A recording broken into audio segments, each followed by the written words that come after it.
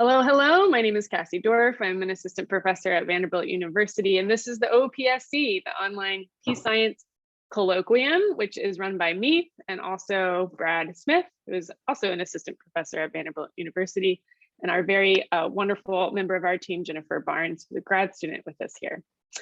So welcome to the OPSC. OPSC is all about celebrating good research, excellent research before and after the annual Peace Science meetings, which occur every year. You can find out more about the OPSC online, just Google it. I'm not gonna read all the links, but OPSC, Peace Science, lots of good stuff will come up. If you're joining us as a viewer today, you're welcome to leave questions for our presenters in the Q&A. I will take those and bring them into the discussion if they sort of fit. And if not, I'm happy to pass on those questions to the presenters afterwards. So feel free to get involved that way, or you can, again, watch this video later once it is posted. I think that's all for me in introducing the basics of how this works. Today, we have a really exciting lineup of discussants as well as a great paper presentation. So we have Jori Breslawski from Tel Aviv University. We have Kristen Gao from University of Gothenburg.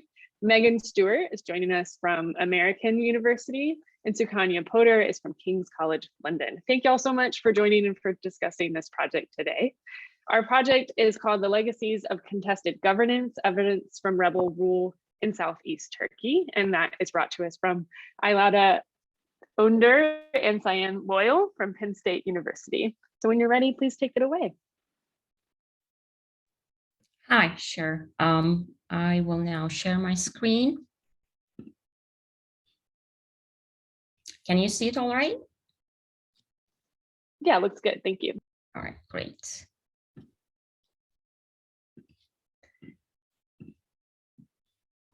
So, hi, my name is Ilayda Onder, and I'm a PhD candidate in political science at Penn State. I'm very excited today to share with you our paper that looks at how contested authority impacts post-conflict attitudes of civilians towards state institutions using survey data from Turkey.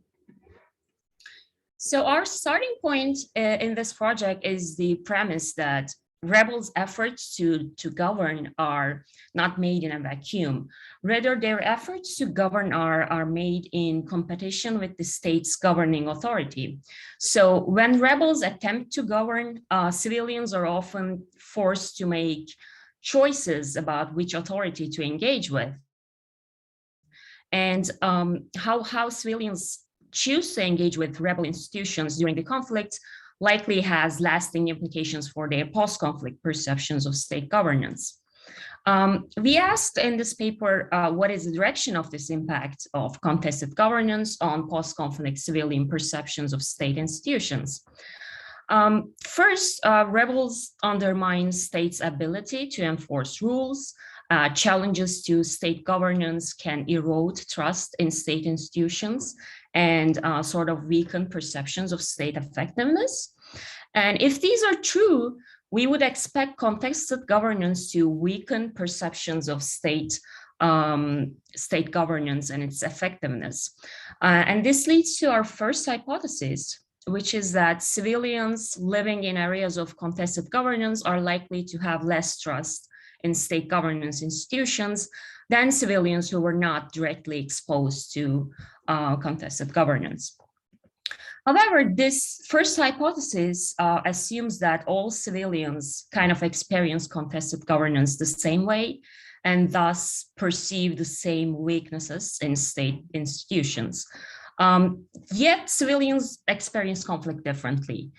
Their experiences and their varying levels of engagement with alternative governance institutions, these likely impact civilians' post-conflict perceptions of state governance.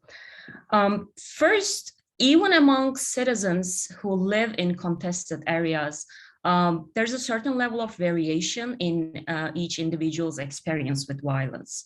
What a person experienced could be a product of where they live or who they are or who they know. And experiencing violence is likely to further undermine trust in the state, but not everyone experiences violence during conflict. So this leads to our second set of hypotheses. Civilians who experienced high levels of violence are likely to have less trust in state governance, and civilians who are members of the contesting authorities, the rebel groups' constituency, are also likely to have less trust in state governance than individuals not represented by the challenger.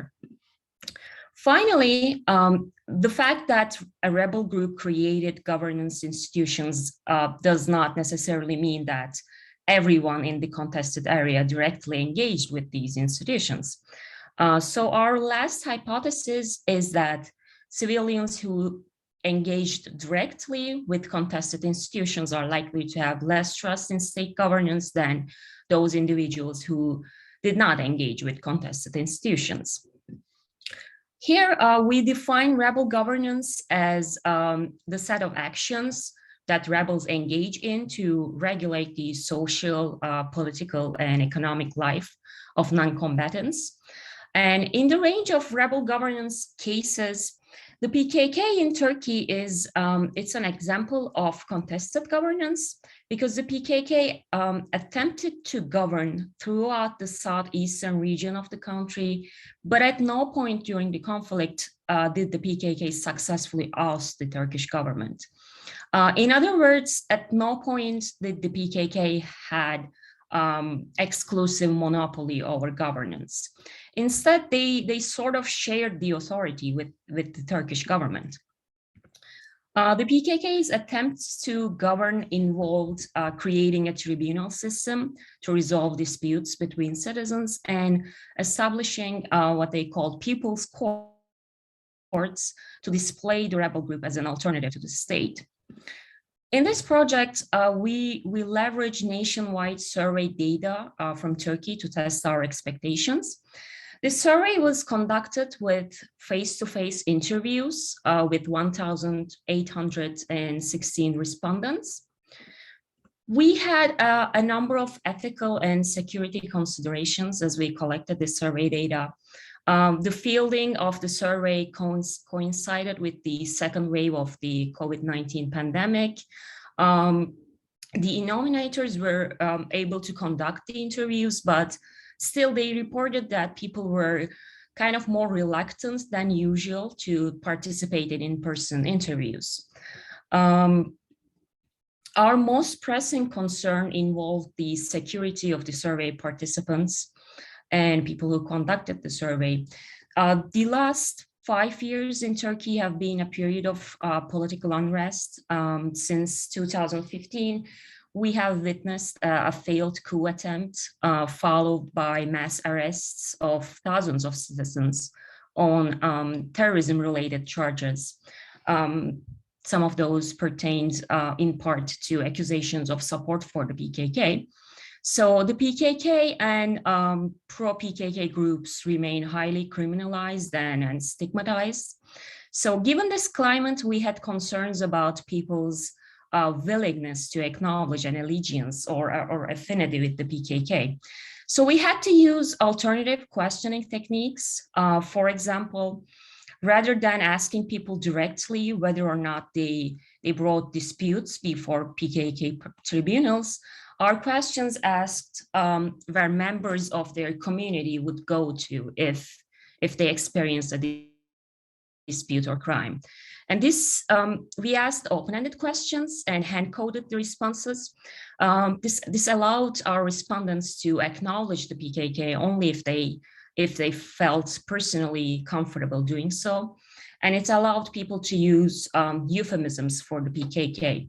And one of the most common euphemisms that they used was the party.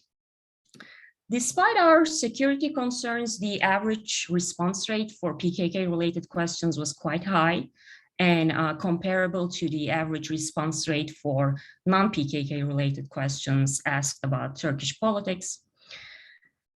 So, empirics.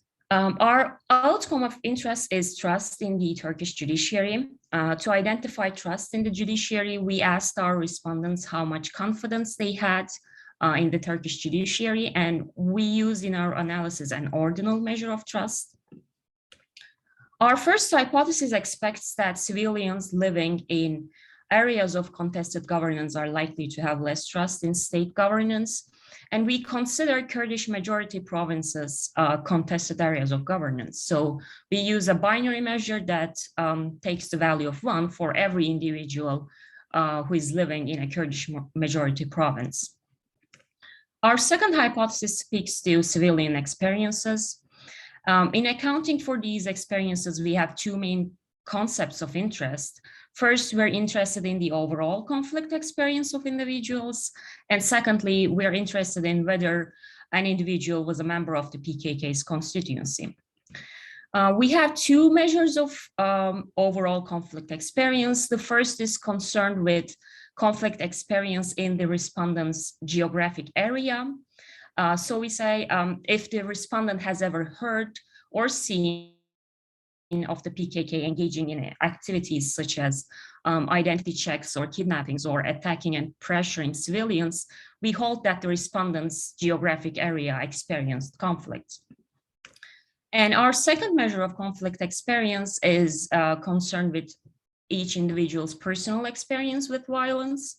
This is also a binary measure, and it's coded 1 if the respondent was physically harmed during the conflict. We're also interested in whether our respondents were members of the PKK's constituency. And as I discussed before, given the current situation in Turkey, it wasn't possible to directly ask our respondents about their allegiances with the PKK. So in our analysis, we proxy rebel group constituency membership with Kurdish ethnicity. Rather than a measurement of allegiance with the rebel group, this measure of constituency membership should best be understood as identifying individuals in our sample who would be most likely to have received direct benefits from PKK governance. Finally, our third hypothesis expects that civilians who engage directly with rebel institutions are likely to have less trust in state governance. If the respondents said that the PKK resolved disputes in their community, or that members of their community turned to the PKK to resolve their disputes, we hold that the respondents directly engaged with rebel governance. We consider in our analysis a couple of alternative explanations for individual judicial attitudes, which are affiliation with the government party and recent negative experience with state judiciary. We also include in our models a number of demographic controls. The survey demographics are evenly balanced between the contested area respondents and respondents from other regions of Turkey. To test our first hypothesis about the relationship between contested governance area and contemporary trust in state judiciary, we explore our respondents' overall attitude towards the judiciary. When compared to the full sample, contrary to our expectation in hypothesis 1, the Southeast sample, our contested governance area, displayed slightly higher levels of trust in the Turkish judicial system. But important for our remaining hypotheses, we find variation in contemporary attitudes across the contested governance area. For example, for provinces whose average values of confidence in the judiciary are below the national average are Kurdish majority provinces, but in other Kurdish majority provinces, civilian perceptions of the Turkish judicial system are much more positive. So to test our remaining hypotheses, we run a set of ordered logistic regression models. Hypothesis 2A predicted that civilians who experienced high levels of violence are likely to have less trust in state governance. And we find that this is true for individuals who had personal experience with violence. On the other hand, conflict presence in one's geographic area does not lead to low trust in state governance. We also find support for hypothesis 2B. Civilians who were members of the PKK's constituency have much less trust in state governance than those civilians who weren't represented by the PKK. And finally, our findings suggests that engagements with rebel governance has a significant impact on perceptions of the judiciary. Civilians who directly engaged with the PKK's dispute-solving mechanisms, tribunals, have less trust in state governance than those civilians who did not engage with contested institutions and rebel institutions. So overall, we find that personal experience with violence, engagement with rebel governance, and being a member of the rebel group's constituency, these are likely to impede citizens' post-conflict trust in state governance institutions. So our findings demonstrate that the post-conflict impact of contested governance is conditioned by people's experiences during conflict. And these experiences can have lasting implications for how people view and engage with governance institutions once the conflict has ended. And beyond the immediate erosion of legitimacy for the state, rebels' governance institutions, their governance attempts can impact the way that citizens think about the state's ability to provide governance in the future. So that's everything I have for now, and we're very excited to have your comments and suggestions. I want to mention that this is, we actually presented this to our department, but apart from that, this is the first time we're presenting, so we haven't submitted this for publication yet. We're actually revising for publication, so any feedback would be appreciated. A couple of things that we have been thinking about and discussing lately are, first, we could not conduct focus groups, which we thought would help a lot with demonstrating our causal claims. But as I mentioned, the fielding of the survey coincided with the pandemic. We would like to better substantiate the causal claims of our findings, and how to do that without qualitative evidence from focus groups is a challenge. The second thing we have been thinking about is how to make sense of our finding that our two conflict experience measures, conflict experience in area and personal experience with violence, are in opposite directions. These are some of the things that we discussed as next steps, but any and all feedback would be appreciated. Thank you. Thank you so much for your presentation, and you can stop sharing your screen when you're ready. We'll go ahead and collect some comments from our discussants, starting with Sukanya. Thanks so much, both of you, for coming up with an interesting paper, something which will definitely contribute to our understanding of rebel governance. The PKK is an interesting case study. There was a lot of writing around, and I commented as an old person because I am, but there was a lot of writing around, Turkey and PKK a few years back. Bahar Bashir, now at Durham University, Alposit, and now George Mason have all written a great deal on the conflict. I think your take is very much from a longitudinal view in terms of what has been the outcome of the conflict, that the PKK has not been successful in converting into a more legitimate political actor. In fact, it has lost territory. So right at the beginning, I think the story is really about looking back at what has happened in terms of the interaction between the state and the PKK, and the important turnings and epiphanies in that relationship, and how that has shaped the interactions with civilians. I think somewhere that has to be embedded in the narrative.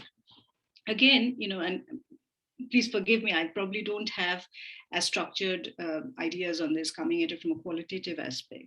But I also think you need to justify much more clearly why you have chosen judicial institutions as an area of interest among a variety of governance institutions that exists, and you cite them as well. Because there are parallels with armed groups like the Taliban, in Somalia, where Al-Shabaab also came up with judicial provisions, and whether that is a characteristic of Islamist governance, because there's also a growing literature now in Islamist governance, and I think you need to be able to justify that a bit better. Now, in terms of terminology, I'm a bit confused about contested governance, or what exactly it means. Is it contested territory, you mean? Is it that territory keeps shifting? Is it allegiance which keeps shifting? Are civilians moving, switching sides? There's quite a bit of literature about side switching, quantitative literature. So you need to be very clear and specific about what is new about contested governance. State, non-state, insurgency, this is a historically established phenomenon. So why is contested governance of conceptual value to us? Now, the hypothesis one that you state, I think it really depends on who comes to power. In this case, in the state non-state conflict, the state was overpowered in so many ways. The Turkish state has overpowered the territorial control by the PKK. And Mampili and others have talked about the fact that it is the experience of state institutions, the quality of state governance that actually can be a benchmark for civilians demanding better governance provision from non-state actors or from rebel actors. In this case, of course, you're looking at the reverse link. And I think that you need to have a bit more substance around, what type of state institutions or the balance between the state and non-state governance provision. And when you say judiciary is better, or sometimes your results say that actually the state institutions are stronger, just a bit more historical narrative to kind of ground it. The second hypothesis, again, if it's correct that if there is state targeted violence, when that is high, I'm not quite sure what I've written, but I'm trying to say that, when the rebel group is also abusive, and it's not just about state targeted violence, does it then end up being a contested governance scenario? I think you don't talk so much about rebel group abusiveness or whether they were more protective. And I think you need to have a bit more narrative around what sort of allegiances, what type of actor the PKK has been in terms of civilians. It's probably there in the quantitative results, but I couldn't quite get the narrative. Finally, I think the fact that the conflict between the state and PKK has changed over time, the loss of territory, I think in terms of legacy, you also need to talk about the legacy of the PKK in the imagination of the people. Because, for many organizations that have not been able to convert into a legitimate political actor, and I draw on some of my previous work in Mindanao, for example, there was a great deal of disappointment with the trust that civilians had or the support the civilians had for the rebel group. And when they cannot convert or cannot actually become a legitimate political governance provider and not just a non-state governance provider, what happens? And I think that question and how that has impacted the legacy aspect doesn't come through as clearly as it could. Finally, you talk about post-conflict institutions, and I'm a bit skeptical overall over the term of post-conflict, because does it mean that there has been a complete end to the state non-state conflict? Can we provide some sort of definitive timeline to that? And perhaps it would perhaps instead it could be framed as what has been the impact on state institutions. When the PKK as a rival actor is no longer existing, does it reduce the quality of governance being provided? Because when you have greater rivalry, do you up your game? When you have a more formidable rival. And I think there is probably a room here to then generalize and draw into other cases where rebel groups that have not been successful, what happens to the quality of governance being provided by the state, which has been successful. And, we have many cases like Sri Lanka, Philippines, several cases where the major governance, a non-state rival has disappeared or has been defeated. Then what happens on state institutions? Or do civilians have actually face even worse quality institutions because they don't have the protection or the alternative of the rebel actor? Maybe I've taken far too long, but thanks so much.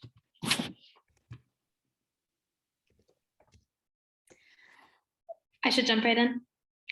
Okay, thanks for a really interesting paper. One of my favorite things about this paper is that you are looking at governance and violence by armed groups in the same survey, which I think is really needed in the literature on this. So I'll start with some comments that I had on the part of the theory that talks about conflict experiences. So H2A talks about that the more violence one experiences, the less they trust the state. And in the empirical section, you focus on violence by the PKK, but in the theoretical section, you don't really specify violence by who. And we can imagine that this would look really different when it's violence by the government or violence by the PKK or just clashes between the two of them. I think that Jay Loyle and some co-authors have work on how people punish violence by different armed actors differently. So I think this is important to specify in the theory. And I also think explaining why violence by the PKK would then affect an individual's trust in the judiciary of the state, rather than the police or the military or these parts of the state that are more responsible for protecting them. So making that connection with the judiciary more explicit. And then in regard to H3 with their engagement with rebel governance. So in your theory, you talk about that you don't suspect that it would matter whether the individual's experience with rebel governance was positive or negative. In either case, it would lower their trust in the state. But in the introduction, you actually acknowledge that it may work the opposite way. If they have a negative experience with rebel governance, perhaps it would increase their trust in the state. So I just think unpacking this a bit more in the theory and recognizing that perhaps there's different ways that this could go. The next thing I wanted to talk about was how what you find in this case could be extrapolated to other cases. So because this is an ethnic conflict, there's this clear constituency, but can these findings apply to ideological conflicts or conflicts that are fought over more purely economic motives?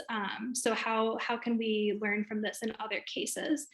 And then Sukanya mentioned this, but how the findings focusing on rebel governance as judicial services and legitimacy of state judicial services, how this could be the same or different as if we looked at other rebel governing institutions.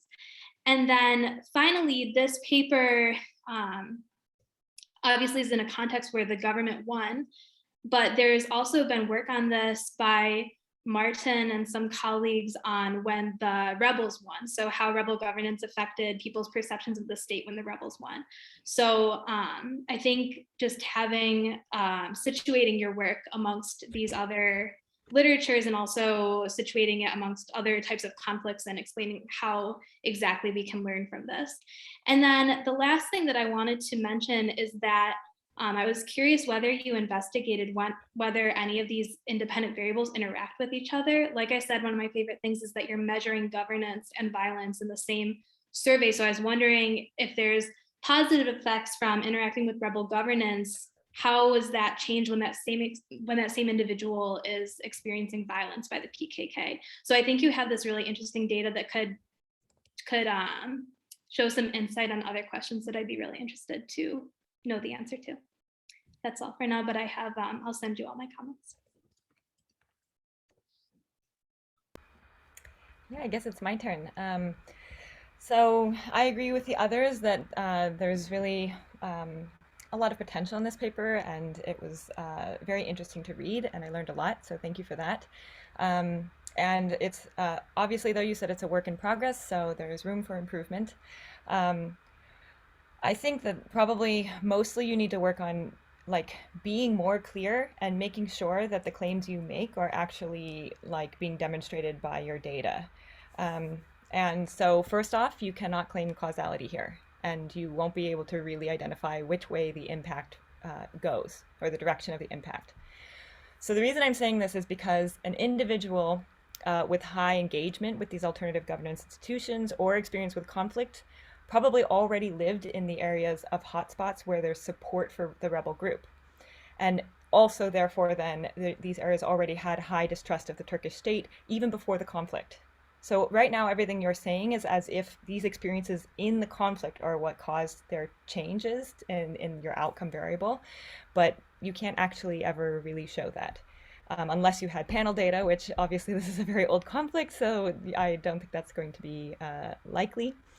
Um, yeah, so there's just unfortunately not a good way around that, and I think you just have to be upfront about that and admit that, and that's okay. Not everything has to be causal in order for it to matter or be important or have good findings. Um, let's see. I guess like along with that, no, okay. I'll just move to the next here. So further, I also want to ask you about your research question. So this is big picture. What impact does the provision of services by non-state actors during armed conflict have on the post-conflict institutions and legitimacy of the state? I'm not quite sure that that is the question you are answering with your data. You get close to it or closest to it with the engagement with the PKK judiciary institutions. That's an actual service provision measure. But the rest of your measures aren't actually about service provision. And I study local service provision, so this is important to me. You know, when I think of service provision, I'm thinking of like healthcare and education and, having the roads be maintained or trash picked up. And so you're going to get like pushback on this from scholars that study service provision. And so it's just about being like more specific about what you are really studying here. I also took a bit of issue with legitimacy as trust in the Turkish judiciary.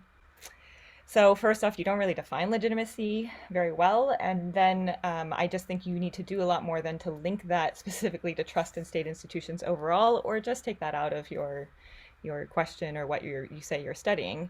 And then you have to try to think of what does trust in the state judiciary actually mean.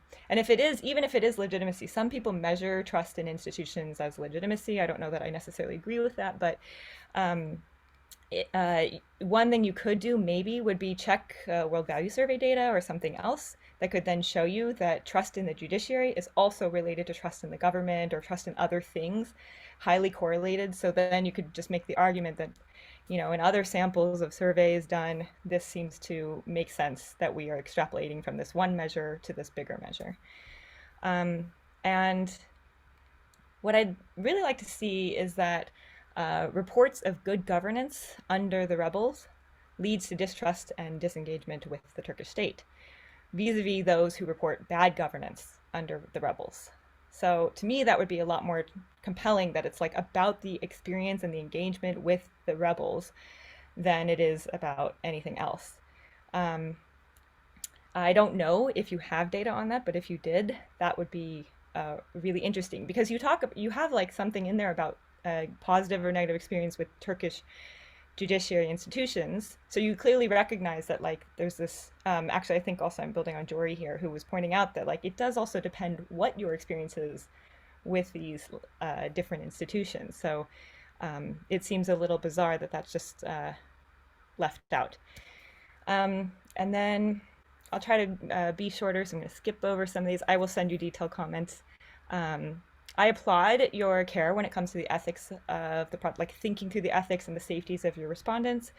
But you emphasize a lot in the intro and sort of framing of the paper that these are individual engagements, but then you don't ask them directly actually about their individual engagement. You're actually asking them about community, right? The community around them. So even if I'm a person who doesn't myself engage, you're still asking me about the majority of the people around me, and so you're actually not getting an individual level measure there. So these are some things to just think through. You also have the same sort of issue with your question on area in this area, the conflict experience area. So did you define what area was for these people? Because if you said to me area, I could maybe think my neighborhood, I could maybe think my district, my municipality, my state, so area could mean just so many different things. So it's also then your responses should be like highly clustered and correlated within this unit of area or this community, and you are unable to then like properly estimate your errors because you don't know what they meant, what they were thinking of when they answered these questions on area or possibly even community. So just some things to think about there. I also was a little bit thinking that identity checks on the road and experiencing pressure as local businesses are not necessarily about military active experiences and not like violence per se. So I was thinking that potentially this experience area could be better defined or thought of as like the power or coercive force of the PKK, because to do all those things you were saying, like kidnapping people and forcing them to be in the military and all these things, it's showing like a lot of power. I could stop people and ask them for their identity papers and all this stuff, but not all of them are necessarily like military actions. And then I think the last thing I'll say is I want to see if the results are robust to just Kurds and dropping out non-Kurds. So there are some of the hypotheses where you have both in there, and I'm wondering if that's not also driving some of these, like especially that the second one, maybe conflict experience in the area. You're wondering why you're getting this, or even the contested governance area. I guess I want to see, is it about being Kurdish, which we would expect to be like the #1 driver of, or to me at least, would be your strongest independent variable of trust in these Turkish institutions. Like it's the easiest explanation that I'm part of this group that has this long history of wanting its own state and being opposed to Turkish, what I would see as occupation, right? So you'd have to ditch the part about the hypothesis about being a member of the PKK constituency just for this analysis, but it'd be really good to show then that this is like, that your results don't change, or if they do change, then maybe that would actually explain some of these contradictory outcomes. Otherwise, I think it's a really great paper, and like I said, I have many more detailed comments that I'll share with you later. Great. So thank you so much for sharing this paper with me. I'm really excited for it. I think it tackles a really interesting and important question and uses really interesting and new data. So a lot of what I'm going to say has already been said before. Hopefully I can sort of crystallize and synthesize a few of these threads and just underscore both what I think is important, but things that I recognize others excellent work and comments have also said before me. So the paper asks about the post-conflict legacies of governance, but as Kristen mentioned, I wasn't sure if that was actually what your paper was about. Only your third hypothesis actually dealt with post-conflict governance legacies in particular, and then everything else was related to other how individuals viewed the Turkish state or the Turkish judiciary as a result of different aspects or different elements of conflict as a whole.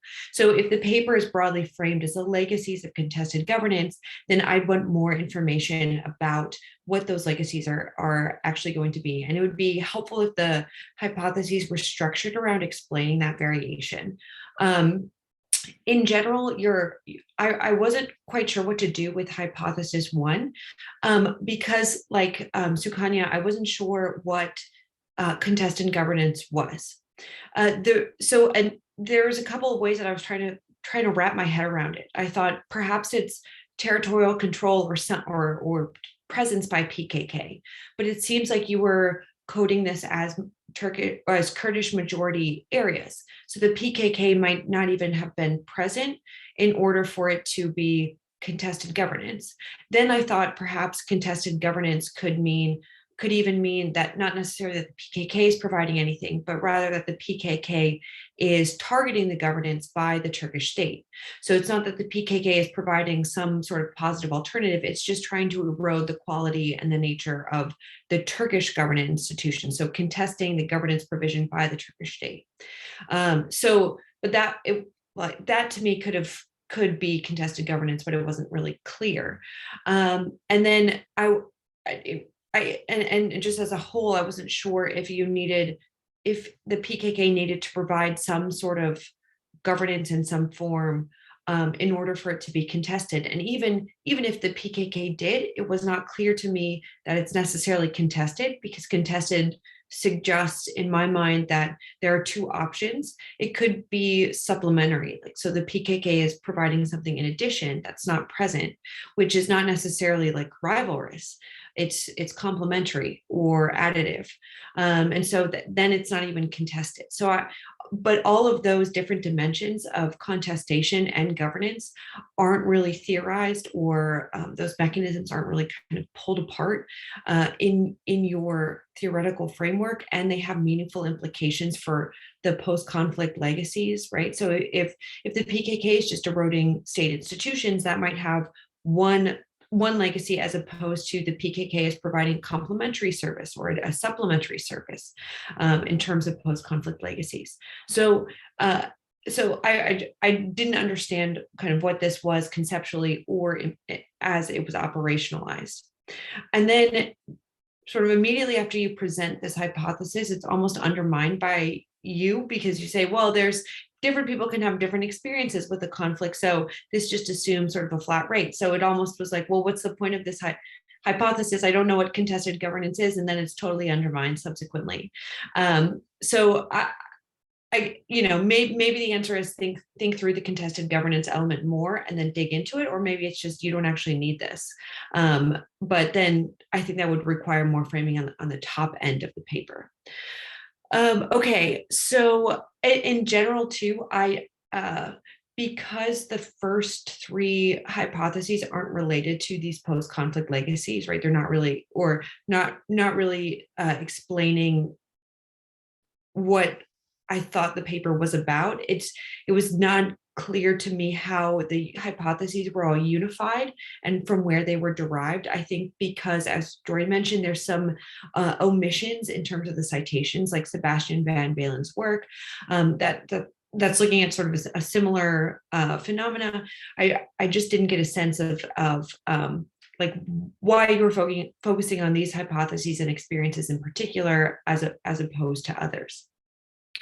In terms of the empirics, just as Kristen had mentioned, right now you're using causal language, but you cannot use causal language, which, as Kristen, like I totally agree with Kristen, that doesn't mean that this information isn't valuable.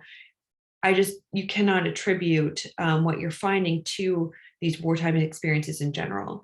Like in particular, I thought that it was the people who were most likely to seek out the PKK's institutions in the first place who were going to be most likely to not have faith in the government. So it's not that the experience with the PKK's institutions that's changing perceptions about the government. Rather, it's that whatever that same underlying factor is probably being Kurdish is leading to seek out the PKK's governance and then also to not have faith in the Turkish state. Similarly, some of the questions pull in opposite directions, one of which you mentioned, but also I had trouble understanding why contested governance would lead to higher rates of support for the judiciary, but not where there was an actual experience of governance. So, but not like if somebody experienced or went to the PKK, that would mean that corresponded to lower levels of support for the judiciary or faith in judiciary. But if governance was contested, that had higher rates of support or for the judiciary. So I didn't understand how why those two things would pull apart, not just the violence results going in different directions, but the experiences of governance going in different directions. And then finally, I had a real question on scope conditions, which were just in sort of thinking about all the forms of governance rebels could provide. The PKK's governance seems to be rather narrow and rather limited in comparison to everybody else. And so you're looking at one particular service, which a lot of research in particular has found the judiciary to be associated with higher rates of legitimacy or perceptions of legitimacy for the rebel group. So Arjona shows this. So we've seen research in APSATs, like the judiciary in particular plays a particular role that other services, or plays a particular function that other services might not provide. And so I would maybe be a little bit more circumscribed or better contextualize how the extent to which you think your results generalize in comparison to the whole broad field of rebel governance. So I think I'll stop there. Thank you so much for sharing this with me. And I look forward to talking about it more and seeing where it goes. Thanks, Megan. See, the real reason we record these so that you, the presenters, can listen to these incredible comments over and over later. I did want to bring in two questions and comments from the audience because I think they're also helping synthesize, like Megan said, some of these key threads.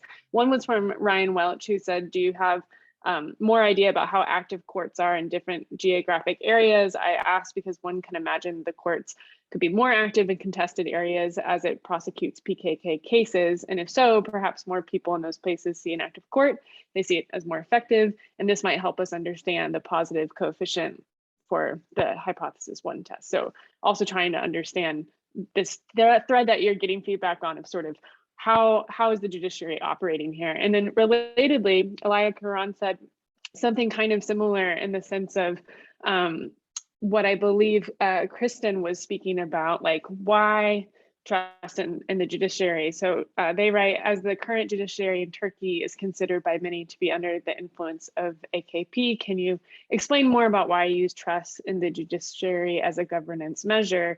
What about municipal services? Which again, I think that kind of relates to other sorts of provisions that might make sense here. So I leave those with y'all, and you can respond to which parts of this is useful for you to kind of respond to get a discussion going for our last 15 minutes or so.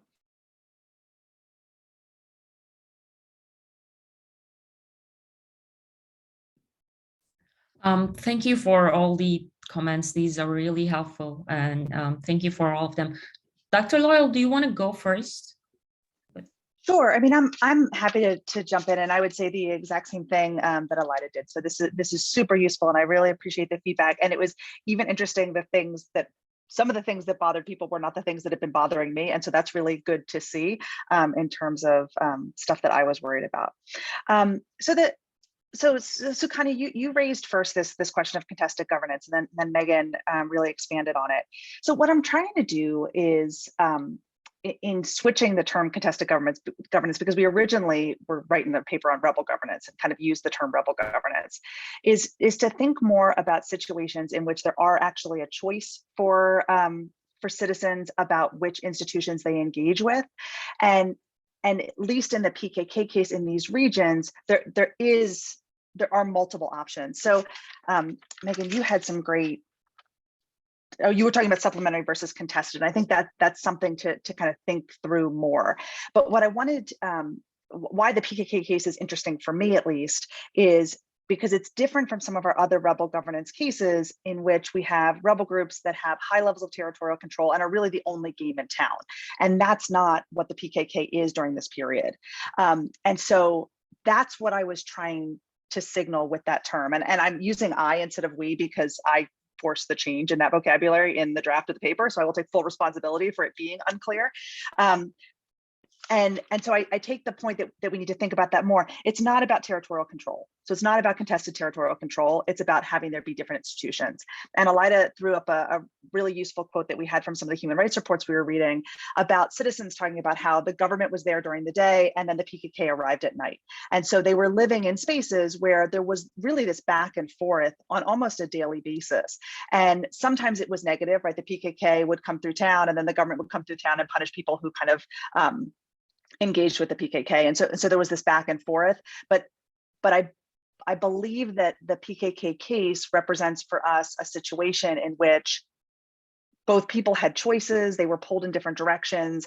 And so for me, it's a little bit about thinking about venue shopping and things like that. But again, these are really difficult questions to get at in the current political environment. But Sukanya, so go ahead, jump in. Just to add to this, I think there have been concepts like parallel governance, shadow governance, that have been used in the context of conflicts where you have a state and non-state actor as rivals, and where civilians have a choice between the governance provision. There are several conflicts, Mindanao being one of them, where obviously even Afghanistan, where there are state institutions and non-state institutions. I think what might make your case study a bit different is the ethnic element that, the Kurds, you would assume that because of the ethnic allegiance that they would automatically support the rebel actor as sort of representing their interests. But when they actually turn to the state versus not the rebel actor, why that is motivated and what is the motivation for allegiance towards the state? And I think that might be quite an interesting way to frame contested governance. And just this has come up a couple of times. I mean, the Kurdish variable is really interesting because we have a number of Kurds, and a non-trivial number of Kurds in our survey that actually voted for the AKP in the last election. So it's not a perfect one-for-one when it comes to what we would proxy as allegiance or support of the PKK, particularly in contemporary Turkey. And so I think, Sukanya, that speaks to some of your comments about the impacts of the PKK having lost the conflict, more or less. But I mean, there is that variation within the Kurdish population in our sample. Ilayda, do you want to jump in before Kristen goes, or should we let Kristen go? Yes, sure. I don't have comments right now. I just wanted to ask really quickly, so can non-Kurds go to these same PKK governance institutions? Like, can they go to the judiciary or would they do it? I mean, maybe they can, but like, so that would be really good to show somewhere, like how that's divided between your Kurdish sample and your non-Kurdish sample. I mean, so go ahead, Ilayda. Yes, actually, that's a great point to emphasize. They can, and according to our data, they did. A number of the respondents who reported that they engaged with PKK governance, PKK tribunals, were in fact Turkish. But I don't think we have mentioned that in the paper. Well, we should. Thank you.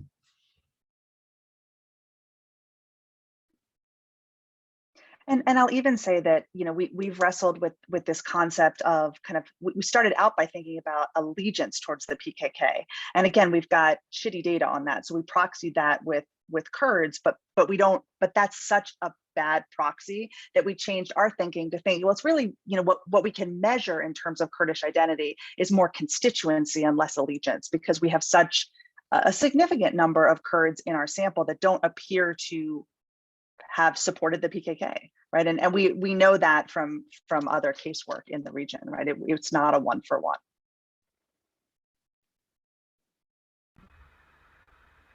I have another question, but I want to offer the floor to someone else if they have one, because So my other question would be about the violence sort of outcome. I wanted to know if you have any other measures that you could like check the robustness of that on, because we know that people who have experienced violence or have been very close to it, like suffer things like, you know, PTSD or trauma for many years afterwards that affect them in many ways.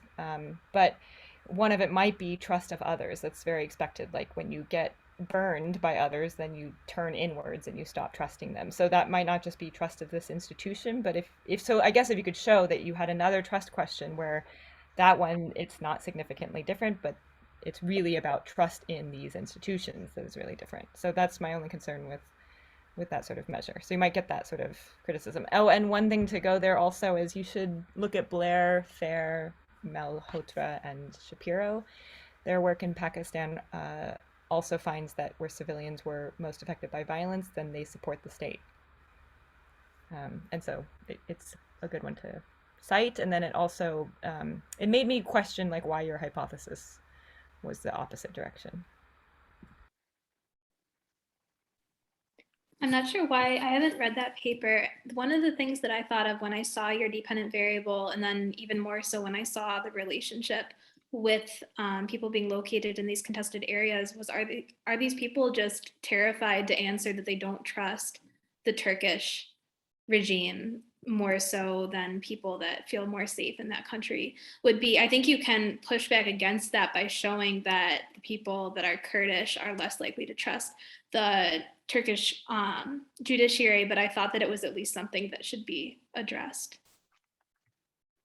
Yeah, and I take Megan's point, right? So hypothesis one is supposed to be a bit of a straw man hypothesis, and I get that that's not working. So we can switch that easily. I mean, I think Ilayda did a really good job of putting up kind of the bar graph that she has, and that.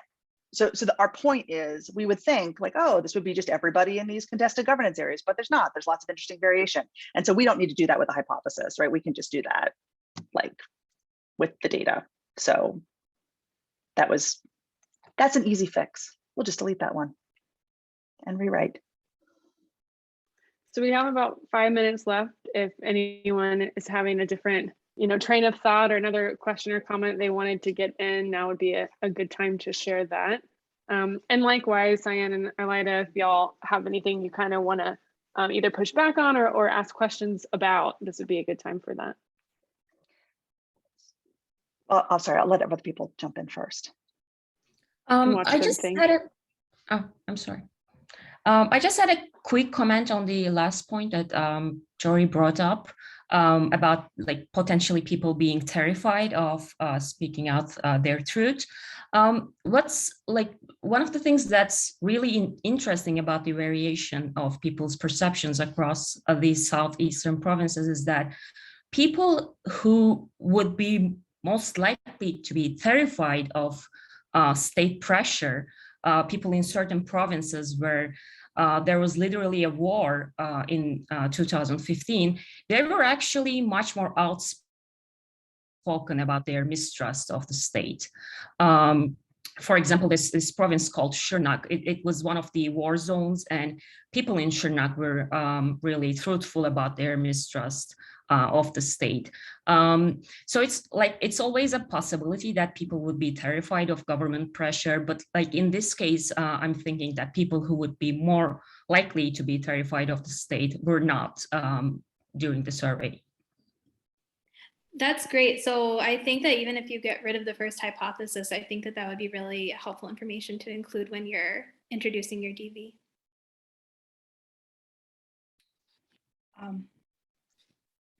Just a last point, I think in response to one of the questions that was raised about how do you, because you were not able to do focus group discussions, how can you get some more rich data to substantiate the narrative of how civilians actually experience the PKK. I think you might want to, and I don't have the names of the authors at hand, but I'm pretty sure there is a good historical literature, which looks at the PKK and the type of relationship with civilians, and also the shift in that relationship between the state and PKK. I think you don't capture it, and it's important because it can help explain in a more analytical and in a richer manner as to why in certain areas, there were probably negative experiences from the PKK, as you've sometimes captured in your quantitative data.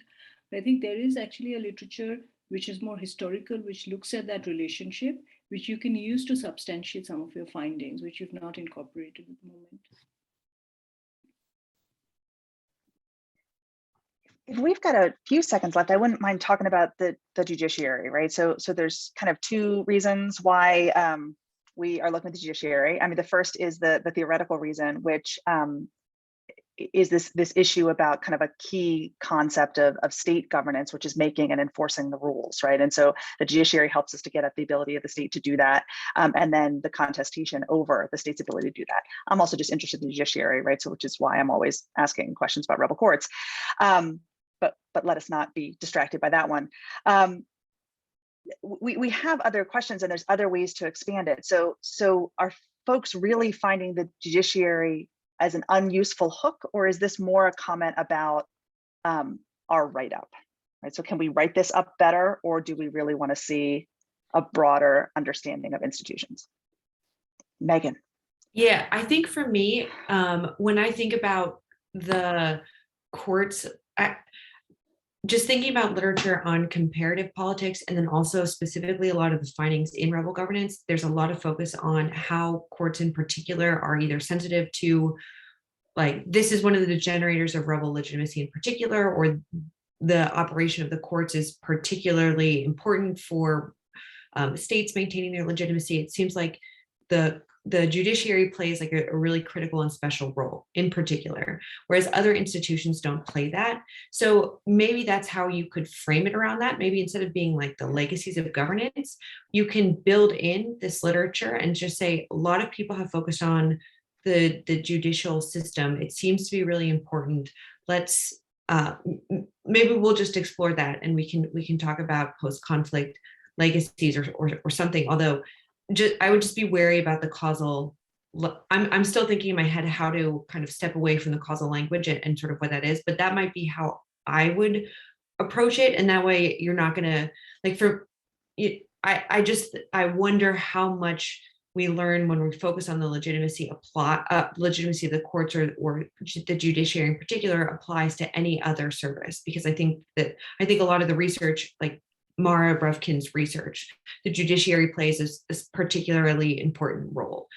So I just would be really careful in thinking through the extent to which that expands beyond just judiciary, but that also means that's a good hook for you in the organization and construction of your paper.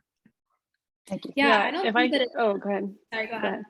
Oh, I was just Um, going to say, I think the questions you got on in the chat also signal that it's more of a framing and writing thing, and then just an information and context. So Megan's comments are both about the literature and about how to then think about the contributions more broadly to our understanding of these service provisions and these institutions. But some of the comments you got elsewhere are also just like, I need to understand what this is here in this case much better to understand why you're using it. Sorry, Jori. No, it's fine. I agree with what Cassy just said. And the only other thing I was going to say is that, Cyanne, you would know this better than me, but it appears to me that judicial services are like one of the cheaper things that rebels can offer. So maybe more groups are able to engage in that type of governance than say like healthcare or something like that. So it might in that way be a good, you could justify it with saying that this is a type of service that we would see in a wide range of rebel groups compared to other types of services. I don't see him in a wide range of rebel groups.